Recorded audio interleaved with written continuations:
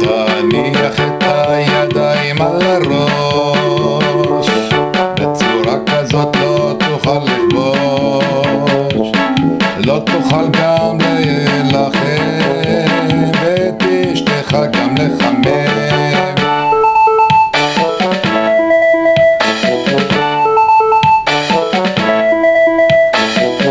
אז תניח את הידיים על הראש, ואין לך יותר ממה לחשוש, וכך תצא לך במחול, גם בשבתות ובימי חול.